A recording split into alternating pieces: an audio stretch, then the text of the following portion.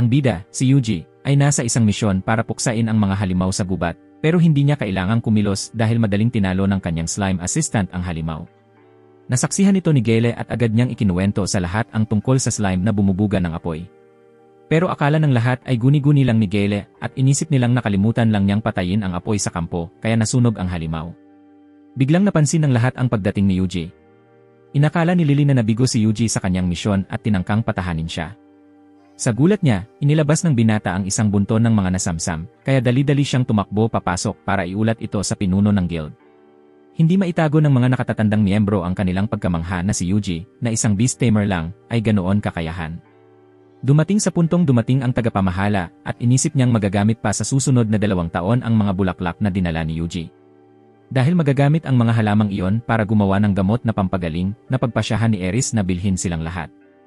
Ikinuwento ni Yuji kay Eris ang nangyari sa kanyang laban kanina laban sa isang kalansay na halimaw nang biglang pumasok ang isa sa mga tauhan nito. Nag-uulat na may humigit kumulang 10,000 halimaw na biglang lumitaw sa gubat. Mabilis na nagpadala ng impormasyon ang mga slime na papalapit na ang mga halimaw sa kanyang kinaroroonan. Inakala ni Eris na darating agad ang mga ito at hiniling sa lahat na lumikas mula sa bayan. Ngunit tumutol silang lahat, ayaw nilang iwan ang mga mamamayan at tumakas ng mag-isa. Nahihirapan din si Eris dahil napakarami ng kalaban, kaya nagboluntaryo siyang harapin mismo ang mga halimaw. Kinuha ni Yuji ang isang piraso ng buto ng dragon at binalak gamitin iyon para muling likhain ang apoy ng dragon. Marami ang nagduda sa kakayahan ni Yuji, pero si Gele lang ang nagtitiwala sa kanya at pinayuhan si Eris na maniwala rin dito bago sumabak sa labanan. Ipinamahagi ng babaeng may blonding buhok ang gamot na mula sa bulaklak na dread sa mga adventurer. Pagkatapos nyon, mabilis na nagtipon ang lahat sa harapan para harapin ang mga halimaw. Samantala, sinusubukan ng Proud Wolf na ibalik ang grupo ng mga slime kay Yuji. Ang binata ay nagrereklamo lang na natatakot siyang lumaban nang biglang bigyan siya ni Yuji ng lakas, na agad nagpasigla sa kanya.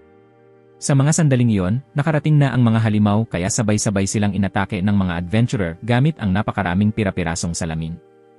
Gayunpaman, napakarami pa rin at mapanganib ang mga halimaw kaya nanatiling alerto ang lahat. Sa ganitong sitwasyon, umaasa si Yuji na matapos agad ang lahat upang matulungan niya ang lahat. Pinagana ni Yuji ang mahika at sinimulang obserbahan ang pagpapakita nito. Sa kasalukuyang kalagayan, kayang sabay ni Yuji na lumikha ng mahika at umatake sa bawat sulok. Biglang ipinaalam ni Ryot kay Yuji ang tungkol sa isang kakaibang lalaking lumitaw sa gubat.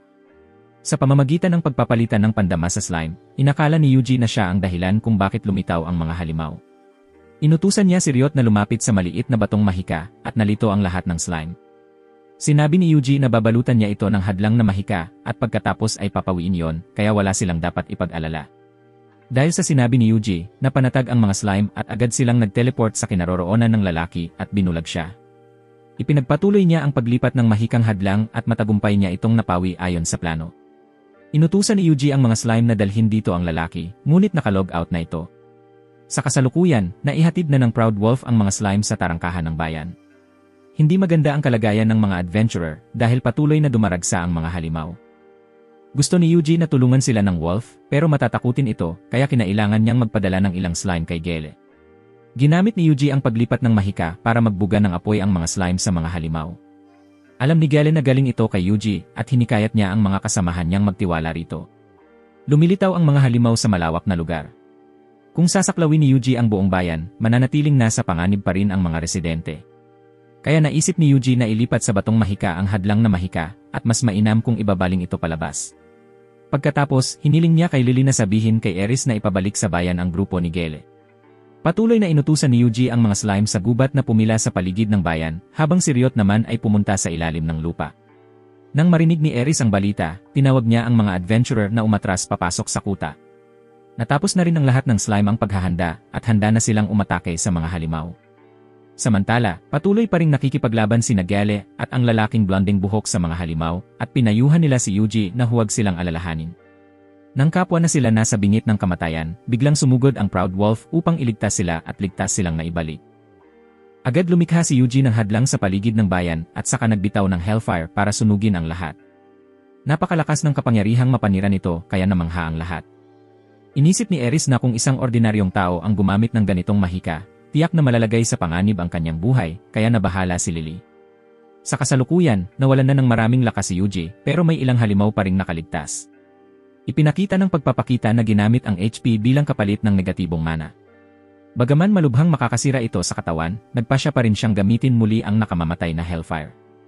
Pagkatapos nito, tuluyang nalipol ang mga halimaw at doon din nawalan ng malay si Yuji.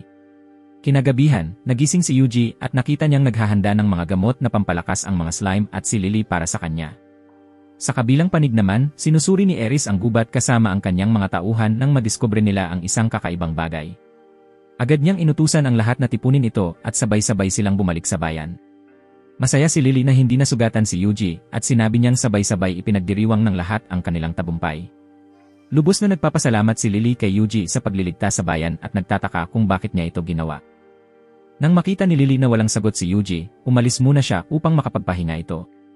Naalala ni Yuji ang kanyang karaniwang buhay sa kanyang nakaraang pagkatao at naramdaman niyang mas komportable ang lugar na ito. Makalipas ang ilang sandali, dinalhan ni Lily si Yuji ng kumot, ngunit natuklasan niyang umalis na ito. Gustong manatili ng mga slime para sa kasiyahan kasama ang lahat, ngunit hindi nila gusto ang maingay na paligid. Nagpalitan ng kwento ang mga slime tungkol sa kanilang mga nagawa ng hapon na iyon, kahit na natiling misteryo pa rin kung sino ang taong iyon. Kahapon, dinala ni Eris pabalik ang bagay na dala ng lalaking nakita sa gubat. Nahulog din malapit ang napawing batong mahika, kaya pinaghinalaan ni Eris na gawa iyon ng nasabing organisasyon. Iniulat niya ito sa sentral na otoridad at palihim naman itong pinakinggan ni Yuji. Gayunpaman, hindi ito inintindi ng binata at nagtungo siya sa isang bagong bayan kasama ang kanyang mga kasamahan. Samantala, may bagong target ang misteryosong organisasyon, kaya hindi matunton ng mga adventurer ang kanilang bakas, at kailangan nilang ayusin ang lahat bago magbago ang buwan. Sa panig na ito, naghanap ng makakain sina Yuji at ang mga slime upang mapunan ang kanilang tiyan, ngunit dahil kapansin-pansin sila, napansin agad sila ng lahat.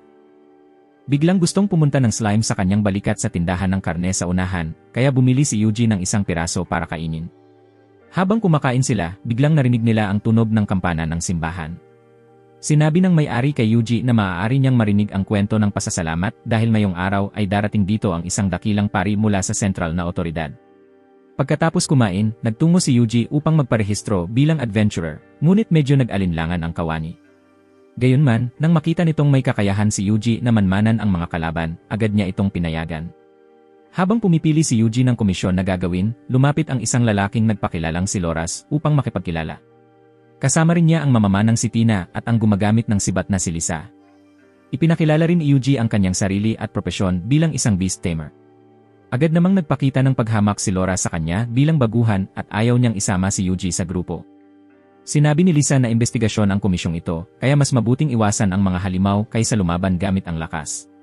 Pareho silang dalawa ni Tina na tumutol sa pagsama ni Laura sa grupo dahil narinig nilang tumakas na noon ang lahat ng kasamahan nito.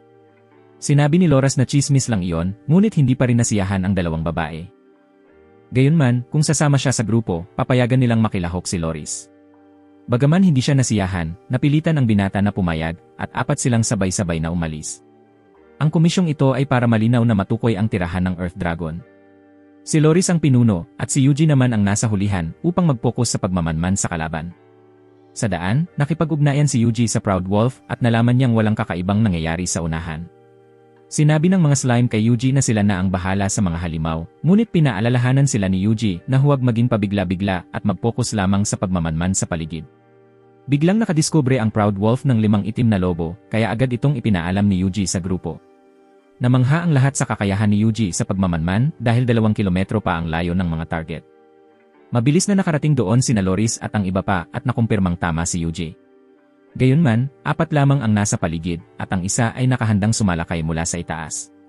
Gayunpaman, madali itong hinarap ni Loris at napatay rin ang 4 na iba pa. Agad namang nagbago ng pag-ugali sina Tina at Lisa at buong-buong pinuri si Loris. Pagkatapos ng insidenteng ito, nagbago rin ang pananaw ni Loris kay Yuji. Nainis ang mga slime dahil hindi sila makapagsanay, ngunit kinailangan nilang tiisin ito dahil gusto nilang malaman ang tunay na lakas ng grupo. Kinagabihan, sabay-sabay silang nagkampo upang magpahinga at kumain. Pinayuhan ni Loris si Yuji na kung kakaunti lang sila, dapat magtayo ng tent na malayo sa kalsada upang makaiwas sa mga tulisan. Napansin ni Tina na napakalapit ng slime kay Yuji kaya ipinagyabang nitong napakahalagang kasamahan nito. Nang marinig iyon ng ibang slime, labis silang nagmalaki na parang hindi na nila makita ang lupa. Nagtaka si Tina kung paano natutunan ni Yuji ang kakayahang manmanan ang mga kalaban. Nagsinungaling ang binata na siya mismo ang nagturo sa sarili niya, ngunit hindi siya pinaniwalaan ni Tina at Lisa at patuloy siyang pinipilit na magsabi ng totoo. Nang makita ito, sinabi ni Loris sa lahat na magpahinga na at tinalakay ang pagkakasunod ng pagbabantay. Una si Tina, kasunod si Loris, pagkatapos si Yuji, at sa huli si Lisa. Ang oras ng pagtulog para sa pangalawa at pangatlong tao ay napakapuyat, kaya ang dalawang lalaki sa grupo ang naitalagang kasama ni Tina at Lisa. Parehong pumayag sina Tina at Lisa at agad na natulog ang lahat. Bumalik tayo ilang sandali bago nito, sa isang magandang araw, nagising si Yuji at natuklasang dinala siya sa isang kakaibang lugar. Batay sa impormasyong nasa pagpapakita, nalaman niyang isa na siyang beast tamer. Pagkatapos noon, dinala siya ng isang slime sa isang kalapit na bahay na gawa sa kahoy. Dito, aksidente niyang nabasa ang isang aklat na tinatawag na The Devil's Scripture of God Destruction at nakakagulat na nakakuha siya ng mahika. Hindi lang iyon, patuloy ding tumataas ang mana ni Yuji. Biglang lumitaw ang dose-dose ng slime sa paligid at gustong mapasailalim kay Yuji. Nagpaligsahan ang mga slime sa pagbabasa ng mga libro, dahilan para matutunan ni Yuji ang lahat ng kaalaman doon. Pagkatapos nito, sabay-sabay na tinawag ng lahat si Yuji, na labis niyang ikinagulat dahil kaya na nilang makipag-usap na parang normal na tao. Sa kasalukuyan, ginising nila si Yuji upang iulat na biglang umalis sina Loris at ang dalawa pa. Sa mga sandaling ito, labis na kinakabahan ang Proud Wolf dahil inakala nitong nabunyag na ang kanilang pagkakakilanlan. Samantala, sinusubaybayan ni Tina at Lisa ang mga galaw ni Loris dahil pinaghihinalaan nila itong may kakaiba. Gustong humingi ng tulong ni Lisa kay Yuji, ngunit inisip ni Tina na hindi siya angkop para sa pakikipaglaban. Sa kasamaang palad, natuklasan ni Loras ang mga galaw ng wolf at ng slime, kaya hinagisan niya ang mga ito ng punyal. Ngunit dahil ginamit ni Yuji ang kasanayan sa pagtatago ng halimaw, hindi sila natuklasan ni Loras. Pagkatapos ay tumakbo pa ito pasulong at madali niyang naiwasan ang mga bitad doon. Pumasok si Loras sa kubo at iniulat sa matandang lalaki na tumakas siya sa gitna ng komisyon gaya ng dati. Sa pagkakataong ito, ang mga kasamahan niya ay isang lalaki at dalawang babae, at naniniwala siyang maibebenta niya ang mga ito sa napakataas na halaga. Agad na napagtanto ni Yuji na totoo ang mga chismis tungkol sa mga nawawalang kasamahan ni Loras, at bahagi lang pala iyon ng kanyang plano. Alam ni Loras na nasa likuran sina Tina at Lisa, at kapag nahulog sila sa bitag, agad niya silang huhulihin. Inutusan ng matandang lalaki si Loras na kumilos agad dahil darating daw ang sakuna sa gabi ng asul na buwan.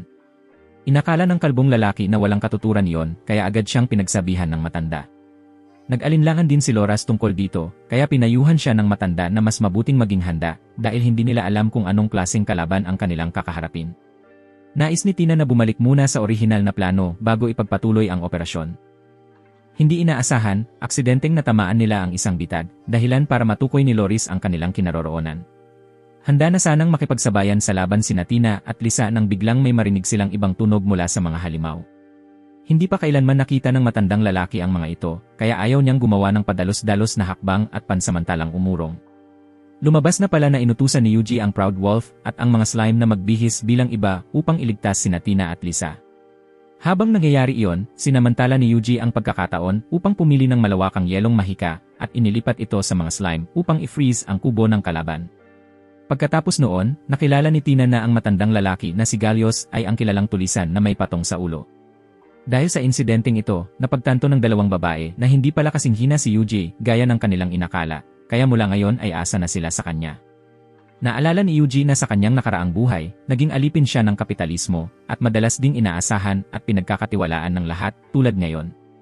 Dahil wala na ang pangunahing kasapi, nais ni Tina na bumalik sa bayan upang kumuha ng panibagong komisyon. Sinabi ni Yuji na gamitin na lamang ang kanyang mga slime upang tumulong sa labanan at pumayag naman sila. Una, gusto muna nilang makahanap ng bagong lugar ng kampo upang masiguro na ang pagtulog ang magiging pangunahing layunin. Nang marinig ito, inihagis ni Yuji ang isa sa kanyang mga kasamahan sa himpapawid upang magmanman at agad niyang natagpuan ang isang napakabagay na lokasyon. Pagdating nila roon, ginawa ng mga slime ang lahat, kaya sina Tina at Lisa ay nakatulog ng mahimbing. Habang nagbabantay, naalala ni Yuji ang Moonlight Rescuer na binanggit ni Galios at nagsimulang maghinala. Siya raw ang nagpapalaya ng mga halimaw sa Phantom. Kinabukasan, sabay-sabay silang naglakbay upang maghanap ng mga bakas ng dragon. Ngunit kahit gaano pa sila katagal maghanap, wala pa rin silang natagpuan. Biglang umihip ang malakas na hangin mula sa Delay Mountain Pass, na kilala rin bilang Valley of Wine. May ilang nagsasabing ito raw ay ang hininga ng Earth Dragon habang natutulog, ngunit karamihan ay naniniwalang kalokohan lamang iyon. Pagkatapos noon, ipinadala ni Yuji ang mga slime upang magmasid sa lahat ng direksyon, ngunit wala ring resulta. Gayunman, patuloy pa ring nagtitiwala sina Tina at Lisa kay Yuji dahil natalo niya ang mga tulisan. Nararamdaman ni Yuji na muli siyang nasosobrahan ng papuri, tulad noong kanyang nakaraang buhay. Naalala ni Yuji na noong nagparehistro siya bilang adventurer, kailangang sukatin muna ng lahat ang kanilang lakas ng mahika. Noong panahong iyon, nabasag ni Yuji ang orbi, dahilan upang labis na magulat ang lalaking blondie. Sunod, kinakailangan ng lahat na bitawan ang kanilang pinakamalakas na mahikang atake sa batong nasa harap nila. Nagpasya si Yuji na gumamit ng fireball, ngunit sa hindi inaasahan, napakahina ng kapangyarihan nito. Kaya pinaalalahanan siya ng lalaking blondie na kailangan niyang bigkasin ang orasyon. Halimbawa, dapat niyang sabihin ang i-fireball kapag ginagamit ang mahika. At ang tahimik na pagbigkas ng orasyon ay isang mataas na antas ng pamamaraan na karaniwang nagpapahina ng kapangyarihan. Pagkarinig nito, inulit ni Yuji ang pagsubok at ngayon ay may mas matinding kapangyarihan, kaya namangha ang lahat. Sa pagkakataong ito, nais ni Yuji na maghanap ng mas mahinang mahika, kaya pinili niyang limitahan ang kanyang lakas ng mahika. Pagkatapos ay sunod-sunod niyang inilipat sa mga slime ang mahika ng ice bullets, water shooting, wayne cutting, at micro-fire bullets para sa pagsubok. Biglang nakaramdam si Tina ng kakaiba sa lugar dahil masyadong kakaunti ang mga halimaw. Kaya ipinaalam sa kanya ni Yuji na pinapatay ng mga slime ang mga halimaw, dahilan upang hindi makapaniwala si Tina na ganoon kalakas ang mga kasamahan ni Yuji. Biglang nag-iba ang kulay ng kalangitan, kaya inakala ni Tina na gawa ito ng mga slime, ngunit sinabi ng mga ito na wala silang ginawang anuman. Iniulat ng mga slime na walang bakas ng mga halimaw, ngunit may isang bagay na nagdulot sa kanila ng matinding kilabot. Sa kabilang panig, naalala ni Paris Stalin ang propesya na magsisimula ang malaking sakuna sa gabi ng asul na buwan upang malaman ni Riando. Pagkatapos niyang magsalita, biglang umalingaw ang napakalakas na tunog kasabay ng paglitaw ng isang napakalaking dragon. Nang makita ito, agad na inutusan ni Yuji ang Proud Wolf na bawiin ang mga slime at lumayo sa lugar na yon. Ipinaalam niya kina Tina at Lisa na may dragon na lumitaw 1 kilometro ang layo at tila mas malakas pa kaysa sa Earth Dragon. Pagkarinig nito, agad na sinabi ni Tina sa lahat na pumasok sa Delay Mountain Pass upang magtago. Nabahala si Yuji dahil kung may mga halimaw sa loob, baka wala na silang matakbuhan. Ngunit sinabi ni Tina na ayos lang iyon dahil kilala ang mountain pass na ito bilang ligtas na lugar. Kahit ganoon, ipinadala pa rin ni Yuji ang Proud Wolf upang sumilip sa unahan para makasiguro. At totoo nga, may mga halimaw pa rin sa lugar na yon, kaya inilipat ni Yuji ang Micro-Fire Bullet Magic upang lipulin silang lahat. Habang nasa daan, nahirapan ang lobo na samahan ang mga slime dahil sa napakalakas na hangin sa mountain pass na ito. Maya-maya, dumating ang grupo ni Tina at nakita nila ang mga bangkay ng mga halimaw na nagkalat sa paligid. Sabi ni Yuji, ipinadala ko ang mga tauhan ko sa unahan para linisin ang daan. Samantala, tumatakbo ng patakbo ang lobo dahil hinahabol ito ng isang malaking oso. Maaaring siya na ang pinakakaawa-awang lobo sa buong mundo.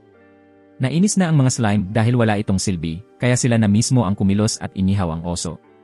Sa puntong iyon, napagtanto ng mga slime na nakalabas na sila sa Delay Mountain Pass at agad nila itong iniulat kay Yuji.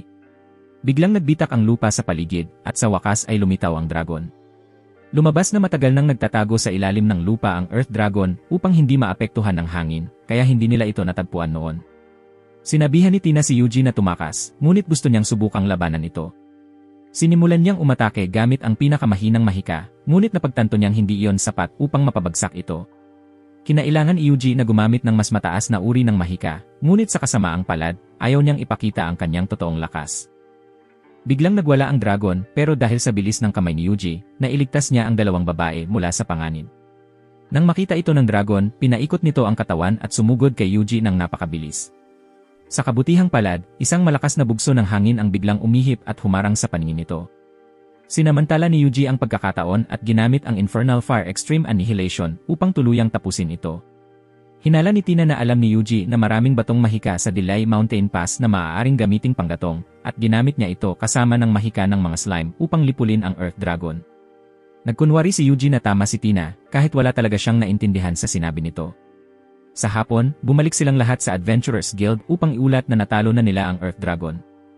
Ipinakita nila ang bungo ng Earth Dragon, dahilan para hindi makapaniwala si Lily sa nakikita niya. Nagtaka siya kung nasaan si Loras, at isa pang slime ang naglabas sa kanya. Dahil natapos ng grupo ang komisyon at naaresto pa ang grupo ng mga tulisan, nakatanggap sila ng napakalaking gantimpala. Biglang inimbitahan ni Chairman Riando si Yuji na dumalo sa isang pagpupulong upang pag-usapan kung paano haharapin ang Delay Blue Dragon. Ang tagpong iyon ay nagpapaalala sa binata ng mga nakakabagot na pagpupulong noong nakaraan. Dahil nakita na ni Yuji ang Blue Dragon, gusto ni Riando na ilarawan niya ang anyo nito. Agad ginamit ng binata ang mahikang paglalarawan upang iguhit ang dragon para makita ng lahat.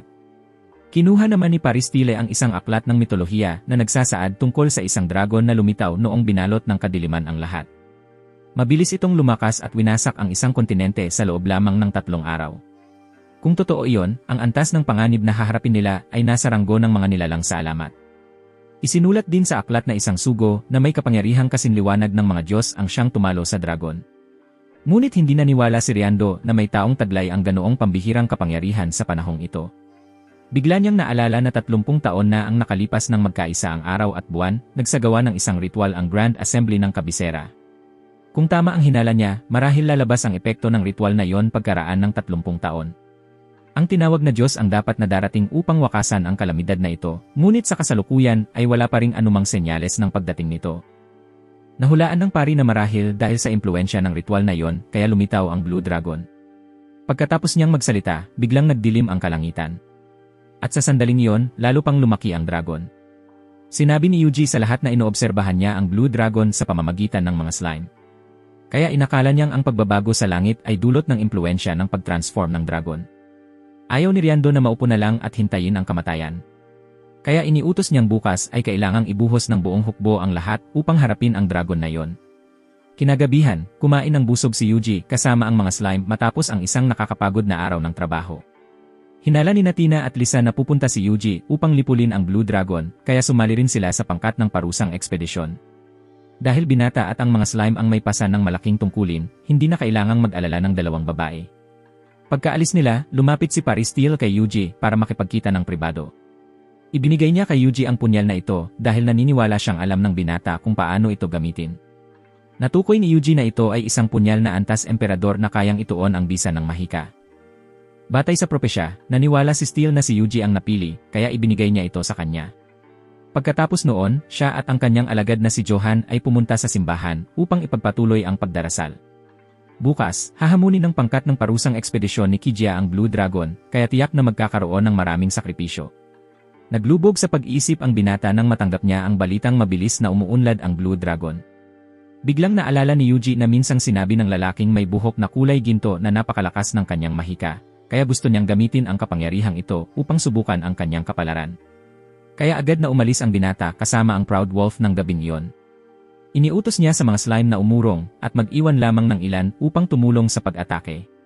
Kung gagamitin niya ang nakamamatay na Hellfire, masyadong malawak ang saklaw, kaya lumipat siya sa Extreme Annihilation Hellfire. Ngunit hindi sapat ang galaw na ito upang magasgasan man lang ang Blue Dragon, sa halip ay lalo lamang itong nagalit. Pagkatapos noon, sunod-sunod itong nagpaputok ng hindi mabilang na sinag ng pagkawasak bilang ganti kay Yuji. Mabuti na lang at maagap na lumikha ng harang ang binata upang pigilan ang lahat ng pag-atake ng Blue Dragon. Nang nakatayo ng malapitan, napagtanto ni Yuji na sinisipsip nito ang mahikang enerhiya sa pamamagitan ng pagsira sa kagubatan. Sa puntong ito, kinailangan ng gamitin ni Yuji ang punyal na ibinigay sa kanya ng pari kanina. Binalak niyang ituon ang mga kasanayan mula sa Deadly Hellfire sa loob ng Kesi Blade upang mapalakas ng husto ang kapangyarihan nito. Sabay-sabay na bumaba ang lahat sa ilalim ng dragon. Ngunit hindi inaasahan, bigla itong sumalakay ng palihim. Subalit dahil sa mabilis na reaksyon ni Yuji sa pagharang ng atake, ligtas pa ring nakalapag ang lahat. Hiniling ni Yuji sa mga slime na pigilan muna ang Blue Dragon upang mapalakas ang kanyang pagtalon at pagkatapos ay lumapit siya rito mula sa himpapawid. Inasahan na ni Yuji na atake ang dragon, kaya pinaulanan niya ito ng mga fireball sa tulong ng mga slime. Sinamantala niya ang pagkakataong ito upang sumugod pasulong at malubhang masugatan ang isa nitong mata. Pinagsama sa mga apoy ng Deadly Hellfire, bumagsak ng diretsyo sa lupa ang halimaw. Nang inakala nilang tapos na ang lahat, bigla itong bumangon muli at pinatalsik si Yuji ng napakalayo. Sa loob lamang ng 1 minuto ng pagiging pabaya, bumagsak ng husto ang mana ng binata. Muling bumalik ang Blue Dragon, at mas malakas pa kaysa dati, kaya napakahirap na ngayong depensahan ito. Hindi alam ng binata kung paano pababain ang dragon nang biglang magmungkahi ang display na gamitin niya ang technique na Heavenly Strike. Nagpa siyang sumugal si Yuji at ginamit ang galaw na yon na nagdulot ng matinding sakit sa Blue Dragon at nagpigil dito sa paggalaw ng ilang segundo. Agad sinamantala ng binata ang bihirang pagkakataong iyon upang sumugod at tuluyang tapusin ang Blue Dragon gamit ang Deadly Hellfire. Sa wakas, nalipol na ng binata ang nakakatakot na halimaw at bumalik sa bayan kasama ang kanyang mga alagad. Kinabukasan ng umaga, dumating si Riando upang hanapin si Yuji at ipaalam sa kanya na bumalik na sa normal ang kalangitan. Mas mahalaga, sinabi ni Paristila na ang Blue Dragon ay napatay ng isang tao kagabi. Nang matapos ang lahat, umalis ang taong iyon at hindi sinabi kanino man kung saan siya patungo. Sinabi ni Riando kay Yuji na umasa lamang sa kanya kung sakaling makaranas siya ng kahirapan na hindi niya alam na ang binata mismo ang tumalo sa Blue Dragon. Habang kumakain ng agahan, biglang humingi ng paumanhin si Lisa dahil bigla ang natigil ang parusang ekspedisyon. Gayunman, dahil mga voluntaryo sila, kikilalanin pa rin ang kanilang naging ambag. Pagkatapos ayusin ang lahat ng bagay dito, binalak ni Yuji na pumunta sa ibang bayan. Nalungkot si Tina na magpaalam sa kanya, ngunit naunawaan din niyang karaniwan sa mga adventurer ang paglalakbay sa iba't ibang lugar. Gayunman, hindi alam ni Yuji kung saan siya pupunta, kaya kinailangan niyang humingi ng mungkahi mula sa dalawa. Sinabi ni Lisa na ang Rikwat ay isang bayan na maraming masasarap na pagkain at may mainit na klima, kaya napakainam-terhan. Gusto sanang malaman ni Yuji kung may mga kakaibang pangyayari rin ba roon gaya dito, kaya natawa ng malakas sina Tina at Lisa. Pareho nilang sinabi na wala, kaya naniwala ang binata at napagpasyahan niyang piliin ang Rikwat bilang kanyang susunod na destinasyon. Pagkatapos ay nagpaalam siya sa dalawa at umalis kasama ang kanyang mga alagad. Sa daan, nakatanggap si Yuji ng agarang senyas mula kay Driot, kaya agad siyang nagtungo roon. Lumabas na kahapon, matapos mapuksa ni Yuji ang Blue Dragon, ay tumubo ang napakaraming kabute. Dahil sobra-sobra na ang mga ito, hindi na kayang asikasuhin ni Driot mag-isa, kaya tinawag niya si Yuji upang tumulong. Alam na ang mga dragon mushroom ay maaaring gamitin upang gumawa ng mahikang gamot sa paggaling ng enerhiya. Nakakatulong itong maibalik ang mahikang lakas sa normal na kalagayan, at iyon ay 10 minuto na ang nakaraan. Sumang-ayon si Yuji na tulungan si Dryad sa pangongolekta ng mga kabute kapalit ng paggawa nito ng gamot para sa kanya. Pagkatapos niyang magsalita, nakolekta na agad ng mga slime ang lahat ng kabute sa isang kisapmata. Agad tinupad ni Driot ang kanyang pangako na gumawa ng gamot, bagaman medyo kakaiba ang kulay nito. Naisip ni Driot na kung may malinis na tubig, mas magiging maganda ang resulta, kaya nagsimula si Yuji na magdistila ng tubig para sa kanya. Pinasinghaw muna ni Yuji ang tubig, saka ito pinalamig at muling tinipon, kaya nabuo ang dalisay na tubig. Pagkatapos, binigkas niya rito ang mahikang purifikasyon ng slime, at natapos na ang proseso. Napansin ni Yuji na ang kulay ng gamot ay halos kapareho ng kulay ng mahikang bato. Nang marinig ito, naalala ni Dryad ang unang pagkikita nila. Noon, lubhang nanghihina si Dryad, ngunit sa kabutihang palad ay natagpuan siya ni Yuji na naglipat sa kanya ng mahikang enerhiya. Ikinuwento ni Dryad na may isang taong naglagay ng mahikang bato na kumitil sa kanyang sigla dahil si Dryad ay ang espiritu ng kabubatang ito. Tinulungan siya ni Yuji na alisin ang mahikang bato at dahil sa aksyong iyon ay hindi sinasadyang napakawalan ang mga halimaw sa labas. Pagkatapos noon, ginamit ng binata ang kanyang pinakamakapangyarihang galaw upang talunin silang lahat, bagay na labis na hinangaan ni Dryad. Bilang ganti sa pagliligtas ng kanyang buhay, binigyan ni Dryad si Yuji ng maraming bulaklak bilang tanda ng pasasalamat. Inisip ni Dryad na sa loob ng mahikang bato ay nakapaloob ang basbas ng dragon. Sa madaling sabi, ito ang mahiwagang kapangyarihan na lumilitaw lamang sa lugar kung saan napatay ang isang dragon. Bukod pa rito, ang uri ng kabuteng maaaring gawing napakahalagang gamot. Habang mas dumarami ito, mas nagiging sagana ang mahikang enerhiyang taglay nito. Depende sa paraan ng paggamit, ang basbas ng dragon ay maaaring maging mabuti o masama, dahil ito ay may kakayahang lumikha ng sumpang sapat para wasakin ang kagubatan. Sa sandaling iyon, natapos na ng mga slime ang paggawa ng malinis na tubig, at dahil dito, ang gamot na ginawa ni Driot ay naging kulay asul. Matapos ang paghahanda, ibinigay ni Driot ang gamot kay Yuji, saka nagpaalam upang bumalik sa kabubatan. Nagpatuloy si Yuji at ang kanyang mga kasamahan sa paglalakbay sa makapal na masukal na kabubatan patungo sa Rikwat. Biglang nakaramdam ng presensya ng mga tao ang Proud Wolf kaya nauna itong sumugod upang magmasid. Makalipas ang ilang sandali, narating ni Yuji ang isang maliit na nayon, at lahat ng tao roon ay nakatingin sa kanya na may mga kakaibang ngiti. Biglang lumitaw ang isang lalaki, na pinayuhang magpahinga muna siya rito, dahil napakadelikado raw magpatuloy sa ganitong kapal ng hamog. Sinabi ni Yuji na magpapatuloy siya, ngunit iginiit pa rin ng lalaki na anyayahan siyang kumain muna. Tinanong nito kung bakit siya napadpad sa ganitong liblib na lugar. Tapat na sinabi ni Yuji na patungo siya sa Rikwat, ngunit naligaw dahil sa hamog. Sa sandaling iyon, palihim nang minamasdan ng mga taga roon ang bawat kilos niya. Nang mapansin ito, humingi ng paumanhin ang lalaki, at ipinaliwanag na bihirang makarating doon ang mga manlalakbay kaya sila ay nagtataka lamang. Wala nang magawa si Yuji kaya mabilis siyang umalis sa nayon. Hindi mapigilan ng mga slime ang pagpuri sa kabaitan ng mga tao dahil palagi silang nakangiti. Ngunit para sa kanila, kakaiba pa rin ang mga ito. Samantala, ang matandang lalaking blonde ang buhok ay nag-ulat sa kanyang nakatataas tungkol sa pagdating ni Yuji. Dahil nakita niyang isang tagapagpaamo lamang ng halimaw si Yuji, inakala niyang walang magiging problema. Ayon sa kanilang pag-uusap, bukas ay pupunta sila upang kunin ang basbas ng dragon sa Delay Mountain Pass para isakatuparan ang isang madilim na pakana. Samantala, si Yuji at ang kanyang grupo ay nakarating na sa Rikuat, ngunit lahat sila ay napatigil dahil napakalamig ng lugar. Malapit nang magyelo si Yuji at ang kanyang mga alagad kaya kinailangan niyang gumamit ng thermal insulation magic upang painitin ang kanilang mga katawan. Makalipas ang ilang sandali, nakatagpo ni Yuji ang isang bantay at tinanong kung ano ang nangyari sa bayang ito. Ipinaalam ng bantay na 10 araw na ang nakalipas mula nang biglang magbago ang klima ng lugar. Tinanong din ito kung ano ang sadya ni Yuji. Kalmadong sagot ng binata na parito siya dahil maraming masasarap na pagkain dito. Sinang-ayunan iyon ng lalaki at iminungkahi kay Yuji na pumunta sa Toyakate shop. Hindi inaasahan, pagdating ni Yuji roon, sinabi ng may-ari na pansamantala silang nagsara at hindi alam kung kailan muling magbubukas. Ipinaliwanag nitong ginagamit nila ang mga panggatong bilang fuel ng kalan, kaya hindi na sapat para sa pagluluto. Ramdam ni Yuji na masarap talaga ang pagkain dito, kaya nagpa siyang gagawin niya ang lahat upang makakuha ng panggatong. Ngunit ayon sa may-ari, kapag bagong putol ang kahoy, ito ay naglalabas ng usok kaya hindi maaaring gamitin sa pagluluto. Kailangan muna itong patuyuin ng eksaktong 1 taon bago magamit. Nang marinig iyon, nagtungo si Yuji sa kabubatan at tinanong ang kanyang mga alagad kung aling mga puno ang maaaring gamitin bilang panggatong. Pero hindi alam ng mga ito na may maliliit na utak, kaya kinailangan ni Yuji na magpatawag ng puno at saka magputol ng marami. Hindi nagtagal, natapos ng binata ang pagputol ng napakaraming panggatong at inayos pa niya ito ng maayos. Sunod, inutusan ni Yuji ang mga slime na sipsipin ang tubig upang mabilis matuyo ang mga panggatong.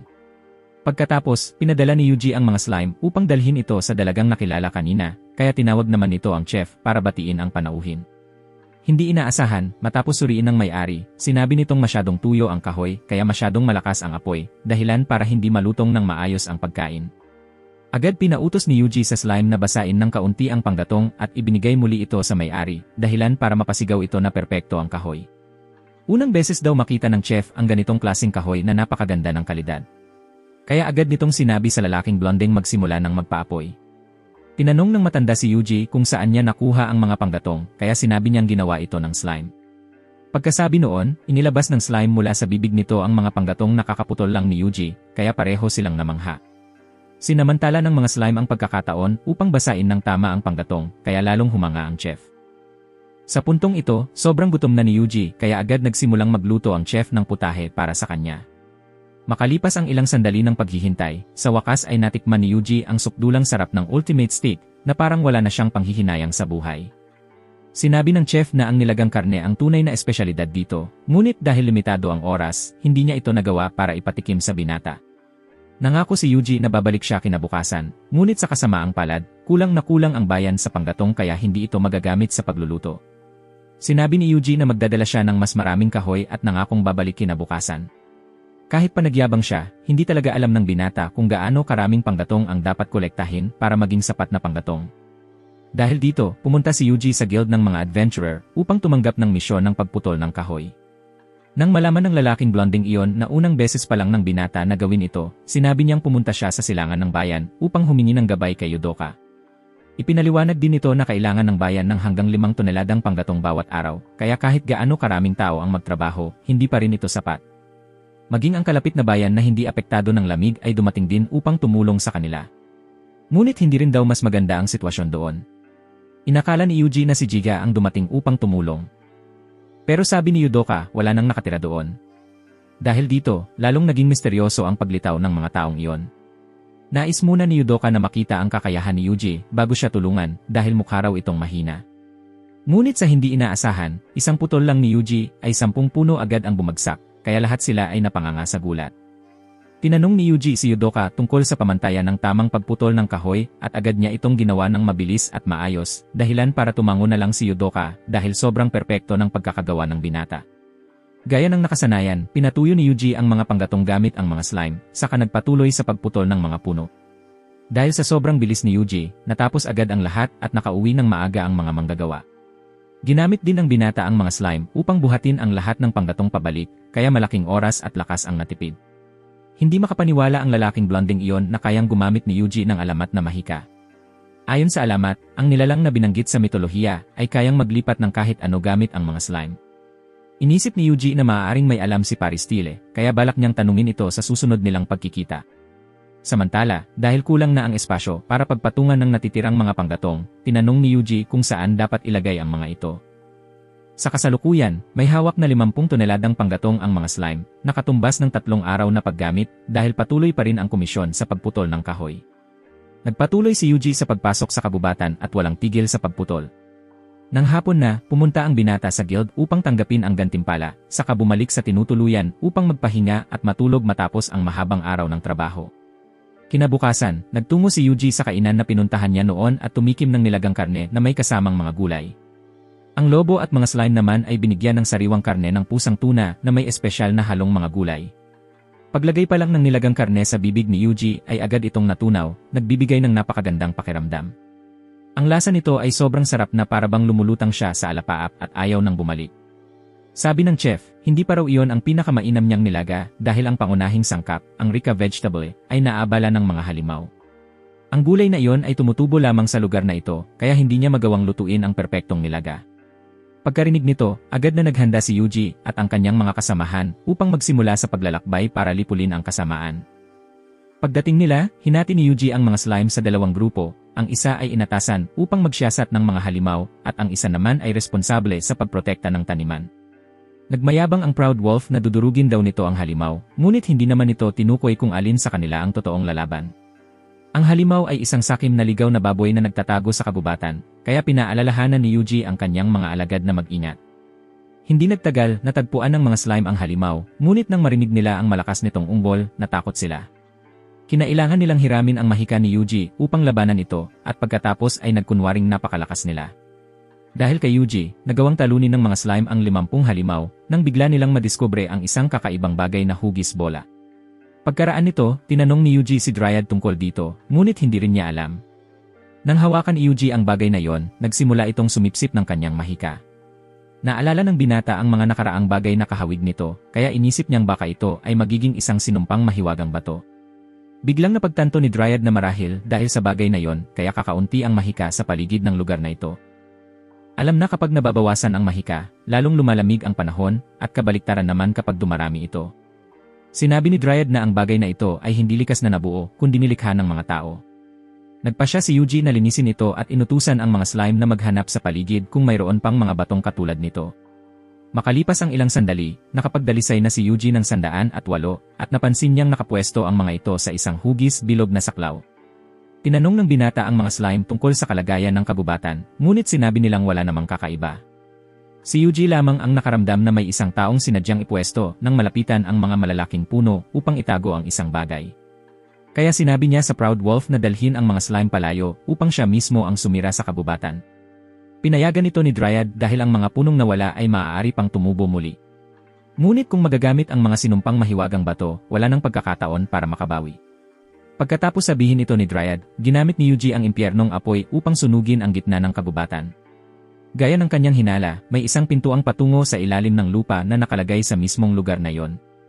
Nagpasya siyang bumaba roon upang magsiyasat, upang mailigtas ang bayan, at para na rin sa pagkakataong matikman ang marami pang masasarap na pagkain. Pagkababa ni Yuji, sinabi niya kay Dryad na bumalik muna sa kabubatan para sa kaligtasan nito.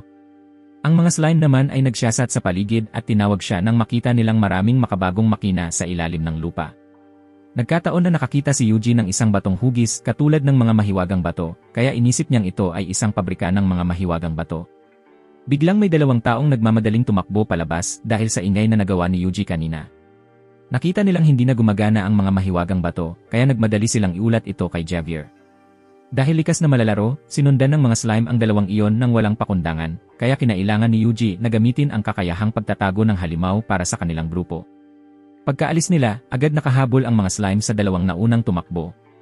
Dahil sa kakayahan nilang maging malambot, madali silang nakalusot sa pagitan ng mga siwang ng pinto na parabang kumakain lang ng lugaw. Ayon sa utos ni Yuji, sabay-sabay hinila ng mga slime ang mga pingga at matagumpay na nabuksan ang susunod na pinto. Pag-akyat nila sa hagdan patungo sa ibabaw ng lupa, napagtanto nilang ito pala ang nayon na kanilang binisita kahapon. Pinaghinalaan ni Yuji na ang mga ito ay ang mga tagapagligtas ng buwan na nagtatago rito para mas madali nilang magawa ang mga mahiwagang bato. Yung dalawang lalaki kanina ay nag-ulat kay Javier na nasira na ang pinagmulan ng sumpa, at pati ang aparato para sa paglilipat ng mahika ay wasak na rin, kaya maraming mahiwagang bato ang hindi natapos. Agad tinipon ni Javier ang lahat upang iulat ang kasalukuyang sitwasyon. Hindi siya makapaniwalang tao ang may gawa ng pagsabog na yon, kaya inisip niyang ito ay dulot ng isang bulalakaw. Dahil dito, inutusan ni Javier ang lahat na kunin agad ang mga batong sinumpa sa kagubatan. Kung may makakita man sa kanila, dapat daw ay agad nilang harapin ito dahil wala nang dahilan para manatili roon matapos masira ang pinagmulan ng sumpa. Nang marinig ito, inutusan ni Yuji ang mga slime na palibutan ang kagubatan mga 1 kilometro ang layo mula sa nayon. Alam na ng mga slime na magbibigay siya ng ganoong utos, kaya nakapwesto na sila bago pa man. Ang mga natira naman ay susuri kung may iba pang mga taga-nayon bukod sa mga tagapagligtas ng buwan. Iniulat ng mga slime na tanging sila lamang ang nagtitipon sa isang silid. Sinamantala ni Yuji ang pagkakataon at inutusan silang siyasatin ang buong nayon. Nakatuklas ang grupo ng isang silid aklatan malapit doon, kaya sinabi ni Yuji na lamunin nila ang lahat ng naroon. Hindi nagtagal, dumating na sa kabubatan ang mga tagapagligtas ng buwan, kaya inutusan ni Yuji ang mga slime na ihagis ang mahiwagang lambat upang mahuli sila ng maayos. Sa kasamaang palad, bago pa man sila makakuha ng anumang pahayag, nagpakamatay na ang dalawang iyon. Samantala, nahihirapan ang mga natitirang slime na buksan ang pinto sa loob. Batay sa paglalarawan ng mga slime tungkol sa silid, sinabi ni Yuji na maghiwalay sila at tumayo sa harap ng mga ilawan at saka patayin ang mga ilaw. Hindi inaasahan, sa ganitong paraan pala na-activate ang mekanismo ng pinto, at nang bumukas ito, tumambad sa kanila ang mga ginto, pilak, at iba pang mga kayamanan. Sa mga oras na yon, may paparating sa lugar at natuklasang naglaho na ang lahat ng kanilang mga aklat at kayamanan. Hindi rin nila makontak ang kanilang dalawang kasamahan, kaya nagsimula silang maghinala na may ibang may kagagawan nito. Nagtaka ang mga tauhan kung bakit hindi na lang sila direktang inatake ng taong may ganoong lakas. Naniniwala si Javier na baka nakilala ng kalaban ang kanilang pakana, ang naglilinis na apoy na maa-activate kapag namatay ang lahat ng nasa nayon. Agad na naunawaan ni Yuji na kung gagamit siya ng nakamamatay na apoy ng impyerno ngayon, magiging napakadelikado ng sitwasyon. Hindi inaasahan, traitor pala ang grupo ni Javier at inutusan ang lahat na mag-log out upang ang manlulusob na si Yuji ay matikman ang parusa. Totoo nga, mabilis na na-activate ang naglilinis na apoy, dahilan upang matakot ang mga slime. Sinabi ni Yuji sa kanila na magtipon sa isang lugar, sa kanya tinulungan ang mga ito na lumipad palayo roon. Pagkatapos nito, lumikha si Yuji ng pisikal na harang, mahiwagang resistensya, at isang mahiwagang harang na pumapalibot sa buong nayon. Dahil hindi niya alam kung gaano kalakas ang naglilinis na apoy, kinailangan niyang mag-ingat hanggat maaari. Gayunpaman, napakalakas ng kapangyarihan nito kaya hindi kinaya ng harang ni Yuji. Wala siyang mahanap na mas malakas na harang, at ang itim na apoy ay malapit nang makawala, dahilan upang kabahan ang mga slime. Nang marinig ito, biglang nakaisip si Yuji ng paraan, pagsamahin ang dispelling at freezing upang lumikha ng isang ganap na hadlang na naghihiwalay sa lahat. Gumawa ang binata ng isang kubo na bumalot sa apoy. Ngunit nanatiling napakalakas nito at pwedeng sirain ang lahat anumang sandali. Patuloy na bumababa ng mabilis ang kanyang mana, ngunit patuloy pa rin siyang nagpupumilit na lumaban. Sa wakas, nagtagumpay ang pagsisikap ni Yuji hanggang sa tuluyang mawala ang naglilinis na apoy. Sa puntong ito, naglakas loob ng lumabas ang mayabang na lobo. Ngunit hindi lang iyon, tinukso pa ito ng mga slime dahil duwag daw ito, kaya nagbanta itong aalisan sila ng hapunan mamayang gabi. Pagbalik ni Yuji sa rikwat, nakita niyang nakatayo ang lahat at hinihintay siyang makabalik. Narinig kasi nila na ang binata ay nangaso ng mga ganid na halimaw sa gubat, at nang hapon ay nagkaroon ng malaking pagsabog roon kaya lubha silang nag-alala. Akala pa nga nila ay meteorite ang sanhi, kaya pabirong sinabi ni Yuji na buti na lang at hindi iyon bumagsak sa bayan nila. Hindi alam ni Yudoka kung dahil ba doon kaya naging hindi na ganoon kalamig ang panahon. Kinabukasan, paggising ni Yuji ay napansin niyang mas uminit na talaga ang panahon. Sinabi ni Yudoka na ngayong araw ay gaganapin ang selebrasyon dahil tuluyan nang lumipas ang malamig na hangin, kaya inimbitahan niya si Yuji na makisaya. Pagdating niya roon, pinuri siya ng lahat dahil sa kanya ay nagkaroon sila ng sapat na panggatong para sa buong susunod na taglamig. Sumali rin ang binata sa kasiyahan at sabay-sabay silang nagtaas ng baso upang ipagdiwang ang pagkatunaw ng nyebe. Nagpasalamat ang babaeng brunete kay Yuji dahil sa kanya ay naani na niya ang mga gulay na rika. Pagkarinig nito, agad na pumunta si Yuji sa kainan ng matandang lalaki upang malasahan ang pinakamainam na bersyon ng kanyang nilaga. Sa unang kagat pa lang ng karne, parang lumipad ang kaluluwa ni Yuji sa sobrang saya dahil natikman niya ang supdulang sarap na iyon. Pagkagising niya mula sa parang panaginip, bigla niyang naalala na kailangan niyang pag-aralan ang mga materyales na nakuha mula sa Mesha Village. Ngunit nang kanyang buksan iyon, kakaibang nangyari, naglaho bigla ang mga nilalaman ng aklat. Sa huli, isang pergamino na lamang ang natira na maaari niyang basahin. Inakala ni Yuji na nakasulat doon ang listahan ng mga target ng asasinasyon na pinupuntiryan ng mga Moonlight Rescuers. Samantala, isang misteryosong grupo ang tinatapos ang lahat ng tao sa kastilyong iyon at ang susunod nilang pakay ay walang iba kundi si Yuji mismo.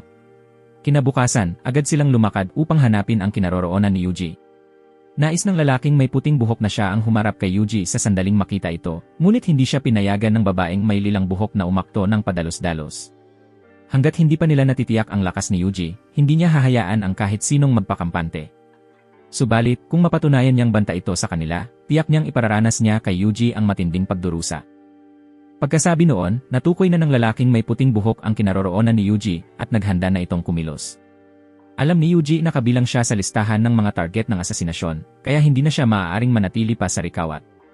Dahil dito, nagtungo siya sa Adventurers Guild upang humingi ng payo sa babaeng blonde tungkol sa susunod na destinasyon.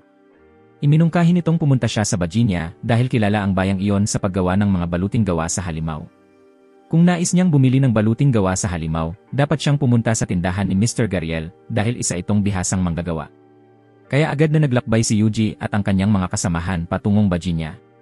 Sa daan, naramdaman ng mga slime na sila ay pinagmamasdan, ngunit alam na nila na naroon ang dalawang iyon.